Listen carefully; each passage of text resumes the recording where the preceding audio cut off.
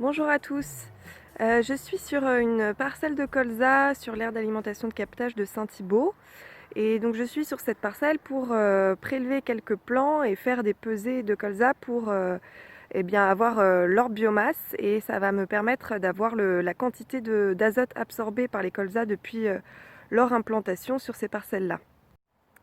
Le fait de savoir combien d'azote le colza a absorbé depuis qu'il a été implanté, ça va permettre d'ajuster la fertilisation au printemps, puisque donc le colza a la particularité de pouvoir stocker l'azote dans ses organes pour les remobiliser au printemps ensuite. Donc c'est autant moins d'azote, de fertilisation qu'il vous faudra apporter une fois le printemps arrivé.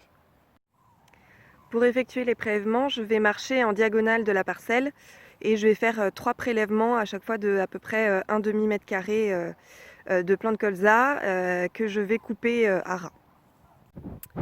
Ensuite, je vais peser donc la biomasse de chaque prélèvement. Je vais faire la moyenne ensuite et je vais avoir un résultat en kilogrammes par mètre carré. Et ensuite, pour avoir la quantité d'azote absorbée en entrée hiver, je multiplierai la biomasse prélevée par 50. Donc par exemple, si le colza il fait 1,8 kg au mètre carré, alors la quantité d'azote absorbée, ce sera 1,8 fois 50, donc 90 unités d'azote. C'est quelque chose que vous pouvez aussi faire par vous-même, c'est pas très compliqué.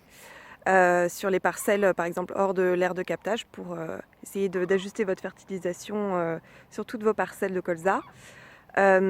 Soit donc en faisant les prélèvements, soit avec des outils d'aide à la décision, soit des appareils piétons comme le N-Tester par exemple, ou encore il y a des opérateurs qui proposent des mesures par satellite.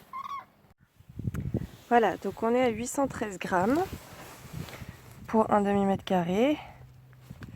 Donc je multiplie par 2 pour avoir la biomasse sur 1 mètre carré. Donc ça fait 1,626 kg par mètre carré. Et pour avoir la quantité d'azote absorbée par ce prélèvement de colza, je fais x 50, ce qui me fait 81,30 unités d'azote.